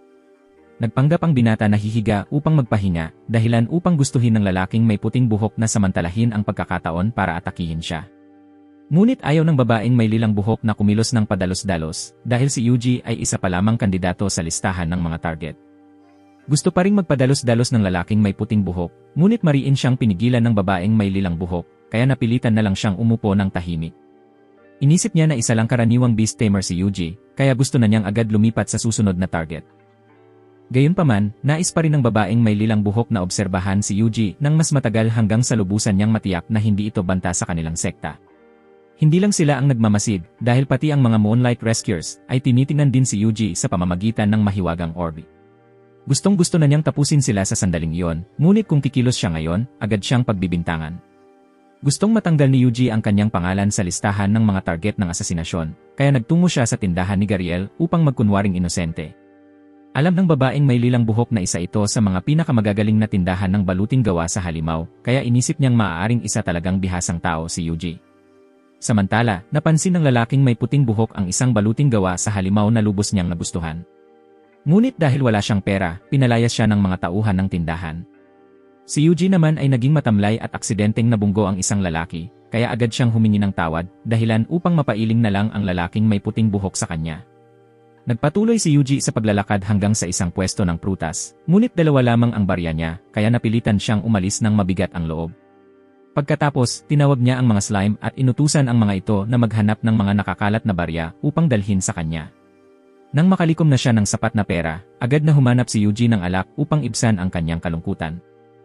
Dahil dito, nawalan na ng gana ang lalaking may puting buhok na mag-aksaya pa ng oras sa isang taong walang silbi. Gayunpaman, nais pa rin ng babaeng may lilang buhok na obserbahan pa si Yuji ng kaunti. Kaya naman nagpa siya si Yuji na tumanggap ng komisyon upang supilin ang mga nagwawalang toro upang maipakita ng malinaw ang kanyang kakayahan. Bago sumabak sa labanan, sinabi ni Yuji na ngayong araw ay lalaban siya nang hindi gagamit ng anumang mahikang pambira. Dahil kung matatalo niya ang mga ito ng napakadali, malalaman ng mga kalaban na napakalakas niya. Ang propesyon ni Yuji ay tagapagpaamo ng mga halimaw, kaya ipapasa niya ang laban sa mga alaga niyang halimaw. Kaya sa pagkakataong ito, lubos siyang umasa sa Proud Wolf, na noon ay labis na natatakot. Gayunpaman, ang takot ay minsan ding nagbubunga ng lakas, kaya natalo ng wolf ang toro sa isang hampas lamang. Dahil dito, napagtanto ng wolf na hindi pala ito walang silbi. Hindi lang nito na ilalabas noon ang tunay nitong kakayahan. Biglang naalala ni Yuji ang unang pagkikita nila ng Proud Wolf. Noon ay napakabangis ng anyo nito, ngunit nang gamitin lang ni Yuji ang mahiwagang lambat upang hulihin ito, agad itong nagkunwaring umiiyak at nagmakaawang huwag patayin sa isang nakakatawa at nakakaawang ayos. Balak sanang paamuhin ni Yuji ang wolf at agad naman itong pumayag. Katatapos lang ng wolf na talunin ang isang toro at nagsimula itong magyabang ng malakas. Sa katunayan, higit pa sa karaniwan ang kakayahan ng Proud Wolf sa paglaban sa mga mahihinang kalaban, kaya labis na humanga ang dalawa sa ipinakita nitong galing. Mula rito, napagpasyahan nila na ang kakayahan ni Yuji sa pagpapaamo ng mga halimaw ay hindi basta-basta. Nang marinig ito, agad gumamit si Yuji ng mahika ng paggaling upang buhayin muli ang mga toro. Sa tuwing matatalo ng Proud Wolf ang mga ito, papabangunin sila ni Yuji, dahilan para mainis ang wolf dahil wala itong kasiyahan sa laban. Nangako ito na lalaban ito hanggang mawalan ng kakayahang lumaban ang mga toro. Wala nang nagawa si Yuji kundi dagdagan ang mahikal at pisikal na lakas ng mga toro, kaya hinabol nila ang Proud Wolf hanggang sa ito ay tumakbong pawisan at pagod. Naisip ng binata na lumampas na siya sa limit, kaya napagdesisyonan niyang palakasin din ang wolf. Ngunit dahil sa kayabangan nito, tumanggi ang wolf. Pagkasabi noon, sumugod ito ng diretsyo sa mga toro at sa wakas ay matagumpay na natalo ang mga ito. Gayunpaman, hindi pa rin gaanong humanga ang babaeng may lilang buhok dahil nakita niyang hirap na hirap pa rin ang Proud Wolf sa pagtalo sa mga mahihinang kalaban. Biglang nagising ang isang toro na baliw at umatake. Mabilis na naglabas ng espada ang binata at agad itong tinapos. Napakabilis at napakapanganib ng kilos ni Yuji kaya hindi sila makapaniwala sa kanilang nakita. Gayunpaman, sa paraan ng paghawak niya ng espada ay halatang baguhan pa lamang siya, kaya napagpasyahan nilang palayain siya. Patagong sinusundan pa rin ng mga slime ang dalawa at nakinig sa kanilang pag-uusap kung saan nalaman nilang ang susunod na target ng mga ito ay ang pari. Kinagabihan, nagulat sila sa kanilang nakatataas na si Yuji ay hindi banta sa kanilang sekta. Ipinabatid naman nito na nawasak na ang Mesha Village, kaya gusto niyang hanapin agad ang taong may kagagawa nito dahil ang susunod nilang target ay napakadelikado. Pinayagan ng lalaking puti ang buhok na kumilos agad nang hindi kailangang sundin ang mga utos ng babaeng may lilang buhok, at ang taong tinutukoy nilang target ay si Priest Steel. Dahil dito, agad kumilos si Yuji. Ipinapirmi niya ang dalawa sa pamamagitan ng mga slime na matagal ng palihim na sumusunod sa kanila upang pansamantalang maprotektahan ang pari. Gayunpaman, hindi pa rin maunawaan ng binata kung bakit tinatarget ng mga Moonlight Rescuers si Steel. Kinabukasan, pumunta si Yuji sa tindahan ni Gariel upang humanap ng armor ng halimaw para sa kanyang mga alagad. Agad silang pinalayas ng mga tauhan dahil hindi raw magagamit ng mga slime ang armor ni Gariel. Nang marinig iyon, sinermona ni Gariel, huwag kayong basta-bastang magpasya kung sino ang pwedeng gumamit ng armor ko. Matapos niyang obserbahan si Yuji at ang mga slime, mas lalo niyang pinagalitan ang mga tauhan dahil si Yuji ang pinakamalakas sa lahat ng taong nakapunta roon. Sa kasamaang palad, wala siyang armor na bagay sa mga halimaw na kasing lakas ng mga slime na yon. Tanging opsyon ni Gariel ay gumawa ng panibagong armor. Ngunit may kinakaharap siyang malaking problema tungkol sa mga materyales. Kung mga halimaw lang ang pagbabasehan, hindi naman sila ganoon kalakas, ngunit kapag pinagsama sila ni Yuji, wala pa siyang nakitang sinumang mas malakas pa. Ipinakita niya rito ang hiyas ng pinakamataas na uri ng mababang antas na Fire Dragon na ibinebenta sa pamilihan. Gayunman, hindi pa rin yon sapat upang mapaglabanan ang lakas ng mga halimaw ni Yuji, kaya kailangan ng mas matitibay na materyales. Ibinunyag ni Gariel na ang mababang antas na Blue Fire Dragon ay isang mas mataas na uri. Kung makukuha nila ang hiyas nito, marahil ay makakamit na nila ang kinakailangang kalidad. Gayunman, ang mababang antas na Blue Fire Dragon ay hindi lamang mahirap hanapin, kundi napakalakas din. Ang mga naunang grupo na nangaso ng Blue Fire Dragon ay lahat natalo dahil sa mga pakana nito. Gayunman, kung makukuha ni Yuji ang hiyas ng Blue Fire Dragon, gagawa si Gariel ng armor para sa kanya. Tinanong ng binata tungkol sa karaniwang uri ng Fire Dragon na dating hinuhuli, ngunit sinabi ni Gariel na hindi pa siya nakarinig ng ganoong uri. Sa ngayon, mangangaso muna si Yuji ng Blue Fire Dragon, kaya nagtungo siya sa Adventurers Guild upang tumanggap ng maraming komisyon na may kaugnayan sa dragon. Sinabi ng binata na gagamit siya ng mahika para labanan ito, ngunit sinabi ng lalaking may asul na buhok na hindi iyon gagana sa mababang antas na Fire Dragon dahil mayroon itong proteksyon ng hiyas, kaya napakalakas ng resistensya nito sa mahika. Bukod pa rito, mayroon din itong matigas na kaliskis kaya mahirap din itong saktan gamit ang pisikal na atake. Gayunman, tubig ang kahinaan ng mababang antas na Fire Dragon, kaya karaniwan ay binubuhusan ito ng ilang dosenang litro ng tubig upang mapabagsak, ngunit dahil napakahirap magdala ng ganoong karaming tubig, maraming hirap ang dinaranas ng mga nangangaso rito. Binanggit ni Yuji ang mahika ng tubig, ngunit sinabi ng lalaking may asul na buhok na nangangailangan iyon ng napakalaking dami ng lakas ng mahika. Hanggang ngayon, wala pang sinuman ang nakagamit ng ganoong klaseng mahika. Bukod pa rito, upang makarating sa Fire Dragon, kailangang tumawid sa isang ilog na tinitirhan ng mga isdang kumakain ng tao. Kapag nakagat ka nito, hihilahin ka nito pababa sa kailaliman ng ilog, kaya lubhang delikado. Ngunit dahil nakaka-excite iyon pakinggan, agad din tinanggap ni Yuji ang komisyong ito. Pagkatapos nito, nagtungo ang lahat malapit sa bulkan, ngunit ito ay aktibo pa rin, kaya pumunta ang mga slime upang mangalap ng impormasyon mula sa mga pulang slime sa paligid. Sinabi nilang ligtas naman ang bulkan na ito, kaya nakapagpatuloy ang lahat ng panatag ang loob. Sa puntong ito, nakarating na si Yuji sa ilog na tinitirhan ng mga isdang kumakain ng tao, ngunit dahil palagi itong nasa ilalim ng tubig, hindi maramdaman ng mga slime ang presensya ng mga ito. Bukod pa roon, wala sa kanyang mga tauhan ang marunong lumangoy, kaya lumikha si Yuji ng slime net upang makapunta ang lahat sa ilalim ng tubig para mag-imbestiga. Nakatuklas ng butas ang pulang slime, kaya agad itong sumisid pababa roon upang siyasatin ang sitwasyon. Sumunod din ng walang pag-isip ang asul na slime sa kaibigan nito, at muntik na itong mamatay sa takot nang makita ang isda. Agad na hinuli ng mga slime ang isdang kumakain ng tao upang mahila ito ni Yuji papunta sa pampang.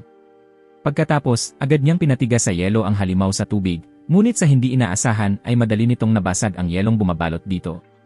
Kaya lumipat si Yuji sa paggamit ng mga bolang apoy upang ihawin ang isda hanggang maging uling at natapos niya ang komisyon. Pagkatapos ng operasyong ito, nag-recruit si Yuji ng mas marami pang pulang slime sa kanyang hukbo, kaya naging mas masigla kaysa dati ang kanilang paglalakbay. Walang tigil sa kwentuhan ng mga slime, ngunit nang makita nila ang lower rank fire dragon, nagkagulo silang lahat sa takot. Wala ni isa sa kanila ang naglakas loob na lumapit dahil sinabi ng kanilang mga ina na nakakatakot ang mga lower rank fire dragon. Kinailangan ni Yuji na siya mismo ang kumilos, binuhusan niya ito ng tubig at natalo ang dragon sa isang iglap lang. Pagkatapos noon, nahulog mula sa katawan nito ang hiyas na binanggit ni Mr. Gariel. Nang makita ng mga slime na hindi naman pala ganoon nakakatakot ang fire dragon, pumayag din silang sumali kay Yuji sa labanan. Dahil sa makapangyarihang hukbo, napakabilis at epektibo ng gawain ng pagkatalo sa mga lower rank fire dragon. Sa sandaling ito, nadiskubre ng mga slime ang tirahan ng lower rank blue dragon. Agad na ipinadala ni Yuji ang mga slime upang paikutin ang blue dragon at sabay-sabay itong tamaan sa lahat ng bahagi ng katawan. Ngunit hindi pa rin nasugatan ang dragon, kaya kinailangan ni Yuji na gamitin ang malawakang magic ng pagpapalelo sa yelo. Gayunpaman, hindi pa rin ito gaanong epektibo, kaya pinalawak niya ang yelo ng 10 ulit at sa wakas ay natalo ito. Sa ganitong paraan, matagumpay na nakalap ng batang lalaki ang hiyas para kay Mr. Gariel upang gumawa ng armor para sa kanyang mga nasasakupan. Nagpatuloy sila sa panghuhuli ng lower rank fire dragons hanggang hapon bago bumalik. Narinig ng taong may asul na buhok na nakahuli ang batang lalaki ng 200 at 2 lower rank fire dragon kasama ang isdang kumakain ng tao, kaya labis siyang namangha. Ibinunyag din ng batang lalaki na ang isda ay hindi nasa pampang kundi palaging nagtatago sa ilalim ng ilog. Nagpasalamat ang taong may asul na buhok sa kanya dahil sa pagbibigay ng mahalagang impormasyon tungkol sa mga halimaw upang maging handa ang mga susunod na adventurer. Pumunta si Yuji upang ibigay ang hiyas ng lower rank blue fire dragon kay Gariel na lalong humanga sa kakayahan ng batang lalaki. Nangako si Gariel na gagawa ng pinakamagandang armor para sa Proud Wolf dahil mayroon pa siyang isa pang blue jewel. Hiniling niya na gumawa pa ng armor para sa mga Slime Brothers. Ipinakita rin ng batang lalaki ang 12 ng lower rank fire dragon jewels na ikinagulat ng guro at ng kanyang alagad. Tinataya ni Gariel na maaari itong lumikha ng pinakamataas na kalidad ng armor, kaya lubos siyang nagtitiwala kay Yuji. Hindi naglaon, natapos na ni Gariel ang armor para sa Proud Wolf at sa Test Slime. Ramdam ng wolf na ang kanyang katawan ay gaan na parang balahibo at ang bilis nito ay kapansin-pansing tumaas. Para naman sa slime, ang leader nito ay nagkaroon din ng nakakakilabot na bilis, hindi bumababa sa Proud Wolf. Sunod, sinubukan ni Yuji ang tibay ng armor, at ang resulta ay labis niyang ikinasya. Alam ng batang lalaki na hindi pa tapos ang pagsusuri sa tibay, kaya tinawag niya ang slime upang ulitin ito. Gumamit ang batang lalaki ng magic transfer para sa malawakang pagpapalelo sa yelo, na muling ikinagulat ng matanda. Bago umalis, hiningi ni Yuji kay Gariel na panatilihin lihim ang kakayahan ng kanyang mga slime na gumamit ng magic. Pagkatapos, ibinunyag ni Gariel na masisira ang armor kung gagamit si Yuji ng mas malakas na magic. Kung mayroon silang hiyas ng Fire Dragon, maaari silang gumawa ng mas mahusay na armor, ngunit imposible ito. Dahil narinig niya na nagtatago ang mga dragon sa magma ng bulkan at paminsan-minsan lamang nagpapakita. Maliban kung ibuhos ng tao ang tubig sa Fire Dragon, magwawala ito at lalabas. Noong gabing iyon, habang iniisip ni Yuji kung makakaapekto ang pangangaso sa bulkan, iniulat ng mga slime na nagiging kakaiba ang ugali ng lower rank fire dragons. Napagtanto ni Yuji na ito ay katulad ng nakaraang pagkalat, kaya agad niyang naalala ang planong binubuo ng mga Moonlight Rescuers. Nagkaroon ng masamang kutob ang batang lalaki at pinadala ang Proud Wolf upang suriin ang paligid, natuklasan niyang may mga tao sa malapit. Sa sandaling iyon, nang tiningnan ni Yuji ang bulkan, nakita niya ang mga fire dragon na umiikot at umuungol ng mabangis. Gayunpaman, wala pa rin itong ginagawang aksyon, kaya hindi pa kailangan masyadong mag-alala. Pinadala ni Yuji ang mga slime upang sundan ang dalawang estranghero at natuklasan niyang may balak silang gawin sa mga Fire Dragon. Ang mataba sa dalawa ay natakot na kung may mali at mabigo ang plano, magiging napakasama ng kahihinatnan. Ngunit ang payat sa kanila ay narinig mula sa mga taga-Odalion na ito ay perpektong plano, kaya mas naging kampante siya. Gustong malaman ni Yuji kung ano ang nasa kahoy na bariles, kaya naghagis siya ng magic net upang hulihin sila. Hindi inaasahan, mabilis na nakatugon ang dalawa at madaling nakaiwas. Ngunit dahil wala silang na-detect sa paligid, nagpatuloy sila sa kanilang daraanan. Nagpatuloy si Yuji sa kanyang pagkilos mula sa likuran, ngunit sa kasamaang palad, ito ay naasahan nila, at nag-counterattack sila, pinilit ang slime na ipakita ang tunay nitong anyo. Habang hindi nakatingin ang dalawa, matagumpay na nahuli ni Yuji sila ng kasing dali ng pag-ikot ng kanyang kamay. Ngunit tulad ng mga nauna, nang mahuli, pinindot nila ang logout button. Napansin ng mga slime na ang laman ng kahoy na bariles ay kahawig ng cursed magic stone. Kaya tinawag ni Yuji si Dryad upang itanong tungkol dito. Hinula ni Dryad na ito ay cursed water, mas mahina kaysa sa magic stone, kaya hindi sapat upang talunin ang mga Fire Dragon. Bukod pa rito, ito ay mababang kalidad na sumpa. Kaya naman napakalit nito sa mga Fire Dragon. Naintindihan ni Yuji ang problema at pinuripika ang tubig upang maging malinis na tubig upang pakalmahin ang mga Fire Dragon. Pagkatapos nito, mabilis siyang bumalik sa kagubatan, habang patuloy na binabantayan ng mga slime ang mga bariles ng tubig. Biglang napansin nila ang mga lower rank Fire Dragon na nagiging labis na kakaiba. Samantala, biglang dumating ang may-ari upang pangunahan si Yuji na mabilis na lumikas dahil malapit ng umulan. Alam na simula nang lumitaw ang mga Fire Dragon, hindi na umulan maliban sa isang pagkakataon kasama si Yuji. Samantala, labis na nag-aalala ang Proud Wolf kay Yuji dahil ang dragon ay papunta sa bayan kung saan siya naninirahan. Ayon sa sabi ng uncle, 50 taon na ang nakalipas nang lumitaw ang Fire Dragon sa tuwing umuulan. Sa kanyang galit, sinunog nito ang buong bayan ng Virginia, walang naiwan. Kaya naman, lahat sa bayan ay kailangang magmadaling lumikas upang maiwasan na maulit ang kakilakilabot na kasaysayan. Napansin ni Yuji na ang pagitan ng Fire Dragon at ng lugar na ito ay may dalawang ilog. Kaya inutusan niya ang Proud Wolf na pumunta roon upang suriin kung kayang pigilan ng ilog ang dragon o hindi. Agad silang pumunta at nasaksihan na ang mga lugar na dinaanan ng Fire Dragon ay labis na mainit. Kahanga-hanga, hindi tuluyang itinuturing ng dragon na hadlang ang ilog at basta na lang nitong tinawid. Higit pa rito, ang tubig ng ilog ay na-evaporate, kaya lahat ng nilalang sa tubig ay namatay. Kung wala talagang epekto ang tubig, wala nang magagawa si Yuji kundi labanan ito. Dahil sa monster armor, mabilis na nahabol ng Proud Wolf ang Fire Dragon at na-freeze ang isa sa mga paa nito. Pagkaputol nito, ipinagpatuloy nila ang pagpapalawak ng freezing range hanggang 10 beses. Kahit ganito, hindi pa rin ito nahirapan. Kaya pinalawak ni Yuji ang wide range freezing magic 20 beses upang makita kung ma-impress ang dragon. Dahil may mga tao sa paligid, delikado ang magpatuloy sa pag-atake.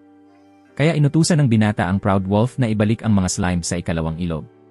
Napansin ng mga slime na tumawid ang dragon sa ilog at nag-alala na malapit nang masira ang bayan dahil dito. Hindi inaasahan, sinabi ni Yuji, ito ang pinakinaabangan ko. Pagkatapos niyang sabihin ito, tinanggal ng binata ang selyo, dahilan para bumuhos ang malaking halaga ng tubig at lubos na nalunod ang dragon. Lumabas na bago tumawid ang Fire Dragon sa unang ilog, pinahinto muna niya ito gamit ang mga slime upang magkaroon siya ng oras na mag-ipon ng tubig. Nakita ng Proud Wolf na nahulog ang Fire Dragon at inakala nilang nagtagumpay sila. Kahanga-hanga, bigla itong nagising at nagbuga ng apoy sa Proud Wolf at sa mga slime. Sa kabutihang palad, mabilis na lumikha si Yuji ng barrier upang mailigtas ang lahat mula sa kamatayan. Pagkatapos nito, gumawa ang dragon ng higanteng fireball, naghahanda na sunugin ang buong bayan. Upang hindi ito mangyari, agad ginamit ni Yuji ang Eternal Freezing Earth Curse upang direktang harapin ito. Ang sagupaan ng yelo at apoy ay napakatindi, ngunit ang kinalabasan ay yelo ang nagtagumpay laban sa apoy. Nang masira ang Fire Dragon, tumigil ang ulan, at aksidenteng nakita ni Yuji ang hiyas ng nakakatakot na higanteng dragon. Napansin din ng mga slime ang isang bagay na nahulog malapit, ngunit hindi nila alam kung ano ito. Sa hapon, pumunta si Yuji kay Gariel upang ipakita sa kanya ang hiyas ng Fire Dragon.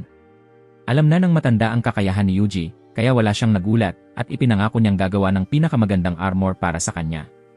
Pagkatapos noon, pumunta siya upang tanungin ang babaeng may asul na buhok tungkol sa bayan ng Odalion.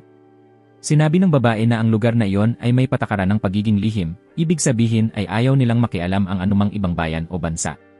Ipinakita rin ng binata ang kakaibang bagay na kanyang nahakot kanina, at hiniling sa babaeng may asul na buhok na tingnan ito, at nalaman niyang ito ay isang artipisyal na aparato para gumawa ng ulan mula sa Adventurers Guild. Karaniwang ginagamit ito sa tagtuyot, kaya halos bawat bayan ay may isa. Ngunit kakaiba, ang pangalan ng guild ay tinanggal, kaya hindi alam ng babaeng may asul na buhok kung kanino ito. Kinabukasan, natapos na ni Gariel ang paggawa ng armor at ibinigay ito kay Yuji. Hindi rin inakala ng matanda na darating ang araw na gagawa siya ng legendary grade na monster armor. Paparaang subukan ni Yuji ito, ngunit sinabihan siya ni Gariel na huminto dahil ito ay magiging napakapanganib. Bago umalis, gusto sana ni Gariel na ibunyag ni Yuji ang kanyang pagkakakilanlan, ngunit sa kasamaang palad, ayaw nitong mapansin ng iba, kaya ang magagawa lamang ni Gariel ay ipagdasal ang ligtas na paglalakbay ng binata. Samantala, sa kailaliman ng mga ugat ng puno, naroon ang punong tanggapan ng Moonlight Rescuers, at isa sa kanila ang nagsasagawa ng ritual, humihiling sa Diyos na ipagkaloob ang pinakamataas na kapangyarihan. Matapos matanggap ang kapangyarihan, naalala niya ang propesya na lilitaw ang pantas kasabay ng kamatayan. Sa kabilang banda, naglalakad sa daan sina Priest Steel at ang kanyang disipulo nang makakita sila ng kakaibang liwanag sa kalangitan. Kasabay nito, nakarating na ang grupo ni Yuji sa bayan ng Odalion. Gayunpaman, hindi gaanong palakaibigan ang mga tao roon. Dahil dito, nagkunwaring malungkot ang binata dahil wala siyang angkop na misyon at umalis. Napansin nila na minsang kandidato si Yuji para sa pagpatay. Ayon sa punong tanggapan, hindi dapat alalahanin si Yuji. Ngunit hindi naniwala ang lalaking may balbas na bakal sa mga salitang iyon ng mga walang kakayahang mamamatay tao, at nais niyang harapin kaagad si Yuji upang matiyak. Sinabi ng lalaking may kayumangging buhok na kung sakaling masakop ng Moonlight Rescuers ang lugar na ito, magiging napakasama ng sitwasyon. Binanggit nila ang tungkol sa aparato para sa paglikha ng ulan at ang katotohanan na may isang taong nakapatay ng Fire Dragon. Kaya, pansamantala, pareho silang mag-uulat muna kay Lord Wanter bago magpasya sa susunod na hakbang. Habang nagpapahinga si Yuji, nagkataong muli niyang nakita ang pari at ang kanyang disipulo. Kaya, nagpunta silang tatlo sa isang malapit na simbahan upang pag-usapan ang mga bagay. Ibinunyag ni Priest Steel na dumating siya rito dahil sa propesya at upang maghintay sa kanya. Hinulaan ni Yuji na napunta sa kamay ng Moonlight Rescuers ang Adventurers Guild ng bayang ito. Dahil dito, ikukwento ni Steel kay Yuji ang kanyang nakaraan kasama ang isang tao na nagngangalang Wanter. Noong nakaraan, may isang organisasyon na tinatawag na Moonlight Church, at si Steel ay isa sa mga miyembro nito. Orihinal, itinatag niya ang organisasyong iyon upang ibahagi ang kalungkutan ng kanyang kaibigang mandirigma na pumanaw. Ngunit hindi inaasahan, ang mga nagrebelde na wala ng patutunguhan ay sumunod sa kanya at kabilang si Wanter. Siya ay isang taong may matibay na debosyon sa Diyos. Kaya pinayagan ni Steel si Wanter na sumali sa samahan. Palagi niyang itinuturing si Wanter bilang kanyang maaasahang kanang kamay, ngunit si Wanter ay lubhang ambisyoso at ninanais na agawin ang posisyon ni Steel. Isang araw, narinig ni Steel ang propesya mula sa Diyos na nagsasabing dapat niyang buwagin ang Moonlight Church. Ngunit dahil ayaw niyang mawala ang kanyang mga kasama, sinuway niya ito. Ilang araw ang lumipas, biglang inatake ang Moonlight Church, at siya lamang ang nagkaroon ng swerte na nakaligtas. Ang layunin ng mga gumawa nito ay sakupin ang simbahan, at ang utak sa likod nito ay walang iba kundi si Wanter. Ginamit niya ang debosyon ng Moonlight Church upang likhain ang Moonlight Rescuers na puno ng maraming radikal na ideya. Hinulaan ni Steel na may tinatangkang balak si Wanter, kaya dumating siya rito upang ipaalam kay Yuji. Ang pagdating ni Steel dito ay dahil rin sa kalooban ng Diyos, at bilang tagapagtatag ng samahan, naramdaman niyang kailangan niyang akuin ang responsibilidad sa bagay na ito. Ibinunyag ni Steel na may bagong propesya.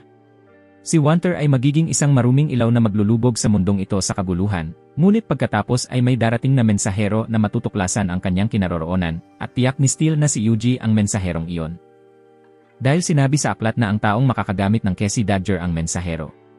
Nang kakaalis pa lamang si Yuji, agad na nagtanong si Johan kung bakit hindi ipinahayag ni Steel ang huling propesya. Ipinaliwanag niya na ito'y upang protektahan ang mensahero, kung sasabihin niya kay Yuji, posibleng tututol siya sa Diyos. Agad na umabot sa mga tenga ni Wanter ang balita na nakatagpo ni Steel ang isang tulad ng mensahero. Nang marinig ito, iniutos niya sa kanyang tauhan na maghanda ng isang bagay. Kasunod nito, nagtungo si Wanter upang humingi ng propesya sa Diyos.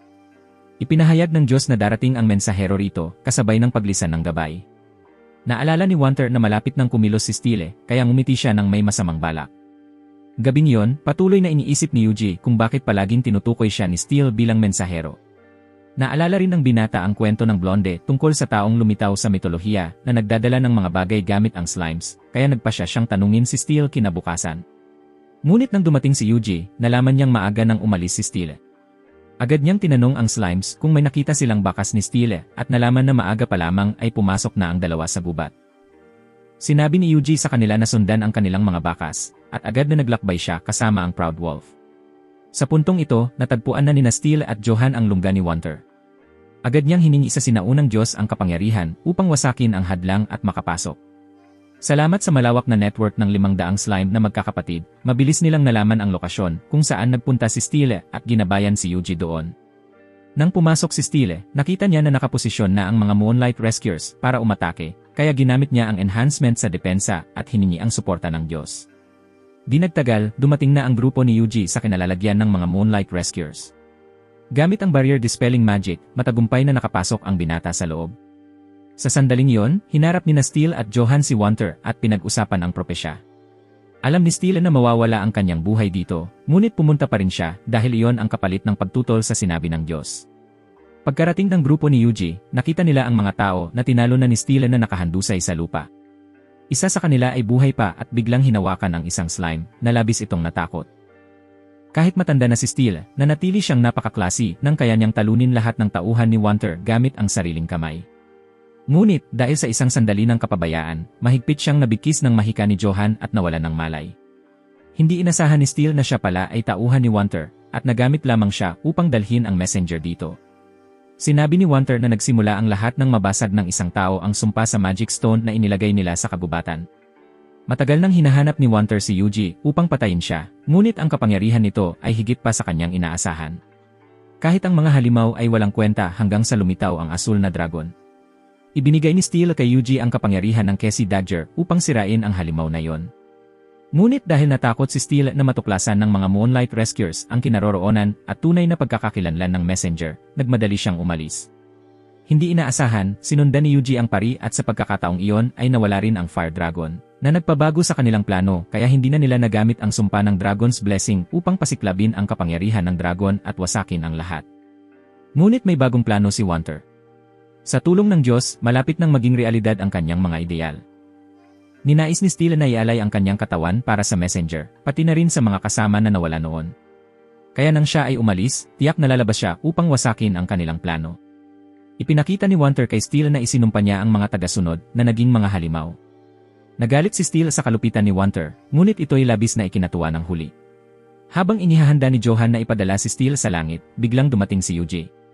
Dumaan sa lahat ng hirap ang batang lalaki upang tanungin si Steele tungkol sa isang bagay, ngunit naisip niya na hindi pa tamang oras para doon. Agad na umatake si Johan, ngunit na-block ito ni Yuji habang sabay na tinanggal ang pagkakabigkis kay Steele. Sinabi ni Wanter na matagal na siyang naghihintay sa kanya, kaya pinausad niya ang mga tagasunod upang salubungin si Yuji. Agad na umatake si Yuji gamit ang mga fireball na nagpatumba sa lahat sa isang iglap. Habang nakikipaglaban sa mga halimaw, pumasok sina Wanter at Johan sa lihim na silid. Umupo si Wanter sa sopistikadong aparato at mabilis na nagbago sa isang bagay na labis na kakaiba. Natapos na ni Yuji ang pag-aasikaso sa mga tauhan sa labas at agad na sumugod upang harapin si Wanter. Ngunit ang kanyang katawan ay labis na matibay, kaya hindi ito naapektuhan kahit kaunti. Sa halip, agresibo siyang umatake sa kanila. Agad na sumugod ang Proud Wolf upang tulungan si Yuji na makaligtas mula sa kanyang suntok. Pagkatapos, nagpatuloy si Wanter sa pagbabago ng kanyang katawan gamit ang nakakatakot na kapangyarihan. Kailangang lumikha si Yuji ng maraming barrier upang protektahan ang lahat mula sa halimaw na yon. Plano ni Yuji na humabol gamit ang fireball, ngunit mabilis itong naiiwasan ni Wanter.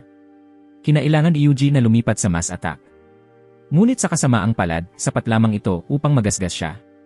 Kaya pinagamit ni Yuji ang kanyang mga tauhan na gamitin ang monster armor ni Gariel upang madagdagan ang kanilang kapangyarihan. Ngayon, kaya nang makasabay ng Proud Wolf at Slime si Wanter sa bilis.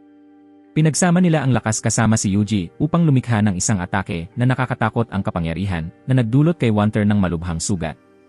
Agad niyang sinipsip ang kanyang mga tauhan na ibalik ang lahat ng kanyang kapangyarihan sa isang iglap.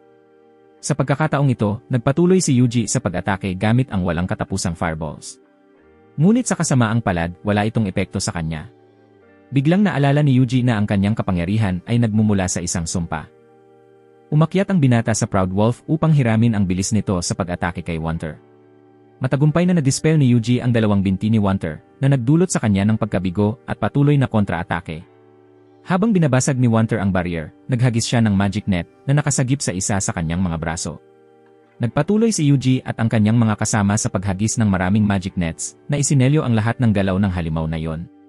Nang dumating ang tamang pagkakataon, nagpasya si Yuji na tapusin si Wanter gamit ang ultimate move, Deadly Hellfire, na nagdulot sa kanya ng matinding sakit. Bago tuluyang nawala, hindi pa rin sumuko ang kontrabidang ito sa kanyang ambisyon. Iniisip ni Wanter na kung ang messenger o siya ang masisira, pareho lang ang kinalabasan. Pagkatapos, isinakripisyo ni Wanter ang kanyang buhay at ng kanyang mga tauhan para sa Diyos. Bilang kapalit, humiling siya sa Diyos na bumaba sa lupa ayon sa naunang propesya. Nararamdaman ni Yuji na napakadali ng lahat, ngunit labis ang pag-aalala ni Steele. Sa sandaling iyon, ang lahat ng magic power sa lugar na ito ay biglang na-absorb ng isang kakaibang liwanag. Pagkatapos noon, mabilis na lumitaw ang isang lalaki at ipinakilala ang kanyang sarili bilang ang Sage. Ngayon, ibinahagi ni Steele na may propesya pa siyang hindi nasabi kay Yuji. Sa simula, inisip ni Steele na ang pariralang, ang Sage ay lilitaw dahil sa pag-alis ng gabay, ay nangangahulugang lilitaw si Yuji bilang isang Sage dahil sa pagkamatay ni Steele at ililigtas ang mundo. Ngunit lumalabas na ito ay dahil sa pag-alis ni Wanter. Sa aklat ng mitolohiya, nakasulat na ang messenger ay nagtungo upang supilin ang tunay na dragon, ngunit natalo siya nito. Hinala ni Steele na ipinagpalit ni Wanter ang kanyang sarili at ang kanyang mga tauhan upang isagawa ang ritual para tawagin ang Diyos. Kaya masasabi na ang taong nakatayo sa harap ng lahat ay walang iba kundi ang Diyos. Gayunpaman, hindi kinilala ni Steele ang nilalang na iyon bilang Diyos na kanyang palaging sinasamba. Bigla, ginamit ng kalaban ang Deadly Hellfire sa pag-atake.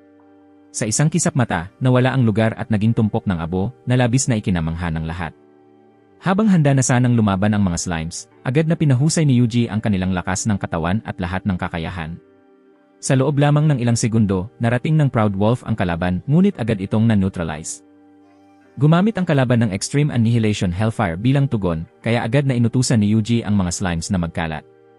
Gumamit siya ng magic barrier na 10 beses ang lakas at naglunsad ng sunod-sunod na fireballs, ngunit sa kasamaang palad, na-block pa rin ito ng kalaban. Malaki na ang nabawas sa mana ni Yuji, ngunit ang kalaban ay tila matatag pa rin. Inutusan ni Yuji ang mga slimes na umakyat para gumamit ng wide-range freezing, ngunit kahit ganoon, naitulak pa rin ito ng Psycho. Kaya kinailangan ni Yuji na ulitin ang hakbang. Gumamit ang binata ng Mega Fireball para direktang umatake, tila matagumpay, ngunit sa hindi inaasahan, nanatili pa rin itong buo. Hindi lang iyon, ginamit din ng kalaban ang Extreme Annihilation Hellfire ni Yuji laban sa kanya. Nagtagpo ang dalawang magkaparehong magic, ngunit sa huli, si Yuji pa rin ang mas nakalamang. Gayunpaman, ilusyon lamang iyon dahil nanatiling hindi nasugatan ang kalaban. Pagkatapos ng labanan, biglang itinaas ng kalaban ang kamay sa langit, pinapagana ang kakaibang liwanag na nagdulot ng madilim na kalangitan. Agad na nagbago rin ang lahat ng nilalang, sabay-sabay na nag-transform at umatungal ng labis na kakilakilabot. Lahat sila ay nabaliw kaya pansamantalang umatras ang mga adventurer sa kabubatan. Higit pa rito, hinabol ng mga halimaw ang lahat kaya nag-transfer ng magic si Yuji para harapin silang lahat. Hinuha ni Yuji na ginamit ng self-proclaimed god ang Cursed Source at ang Rain-making machine para ikalat ang mga sumpa. Noong nakaraan, bata at walang karanasan ang kalaban, kaya hinamon niya ang True Dragon at ang resulta ay kailangang mamatay siya. Dahil hindi siya naging messenger, labis ang kanyang panghihinayang, ngunit napagtanto niya na kahit ilang True Dragons ang mapuksa, muling lilitaw ang mga ito para saktan ang mundo. Upang putulin ang siklong iyon, nagpasya siyang wasakin ang mundo sa pangalan ng Rescue. Pagkatapos nito, agad siyang umatake kay Yuji, kaya labis ang pakikibaka ng binata upang makapag-resist. Parehong ginamit nila ang Extreme Annihilation Hellfire sa isa't isa, walang sinuman ang magpapatalo. Sa sandaling iyon, iniulat ng mga slimes na lahat ng halimaw ay papunta na sa bayan. Kaya si Yuji ay kinailangang labanan ang kalaban habang nagta-transfer ng magic para harapin ang iba. Tinutukso siya ng kalaban, sinasabing hindi kayang protektahan ni Yuji ang mundo gamit ang ganitong limitadong kapangyarihan. Sa kasalukuyan, patuloy na bumababa ang mana ni Yuji, kaya hindi siya sigurado kung ano ang gagawin. Biglang ipinaalam ni Driot na lahat ay nagtipon sa plaza upang harapin ang mga halimaw. Sinabi nila na pinrotektahan ni Yuji ang bayan, kaya ngayon ay responsibilidad nilang lumaban. Lahat ay masigasig at walang takot, na nakatulong kay Yuji na bahagyang gumaan ang loob. Sinabi ng binata sa kanyang mga tauhan na manatili kay Gele para masuportahan niya sila gamit ang magic. Ipinagbigay alam din ng mga slimes sa iba pang lugar ang sitwasyon doon. Dahil kumalat ang balita tungkol sa pagkatalo sa Earth Dragon, maraming adventurer ang nagtipon sa Kija. Ito ay nakatulong sa bayan na magkaroon ng mas maraming lakas upang labanan ang mga agresibong halimaw. Nagkaisa rin ang mga bayan na tinulungan ni Yuji noon upang lumaban sa mga halimaw. Sa kabilang banda, nagbibigay si Mr. Gariel ng armor sa mga adventurer ng libre upang lumaban. Kung ikukumpara sa Fire Dragons, ito ay maliliit na kalaban lamang, kaya tiyak na hindi matatalo ng kanyang armor. Noon, mag-isa lang ang Yuji at hindi umaasa sa iba, kaya unti-unti siyang nasanay doon. Ngunit sa mundong ito, iba ang sitwasyon. Lahat ay nagpapasalamat sa proteksyon ni Yuji at labis itong pinahahalagahan. Alam ni Yuji na hindi na siya nag-iisa sa pakikipaglaban, kundi may lahat rin bilang suporta sa likuran. Kaya pinalakas ng binata ang magic ng lahat na nakatulong upang mapataas ang kanilang lakas ng ilang beses para durugin ang mga halimaw. Ngayon, makakatuon na si Yuji sa pakikipaglaban sa self-proclaimed na Diyos. Biglang ibinunyag ni Steel na may bagong prophecy mula sa Diyos. Sa sandaling magsanib ang buwan at araw, bababa ang hatol ng Diyos. Kahit ano pa ang mangyari, kailangan pa ring isugal ni Yuji ang kanyang buhay. Sinabi niya sa mga slimes na dalhin ang magic recovery potion ni Dryad mula 10 minuto ang nakalipas. Sa sandaling ininom niya ito, muling napuno si Yuji ng magic power.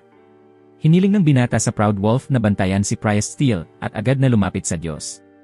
Tinanong siya kung bakit nilalaban ni Yuji ang Diyos upang protektahan ang mundong ito, ngunit hindi rin niya alam ang sagot. Gayunpaman, sa paggunita sa mga karanasan kasama ang lahat, naramdaman ni Yuji na hindi ganoon kasama ang lugar na ito, kaya iyon ang dahilan kung bakit niya ginawa ito. Kahit ganoon, hindi na mahalaga ang dahilan dahil ang psycho na ito ang magbibigay ng kaligtasan sa mundong ito. Sinabi niya kay Yuji na ilabas ang magic ayon sa kanyang nais hanggang sa maabot niya ang hangganan. Pagkatapos, otomatikong magtatapos ang lahat.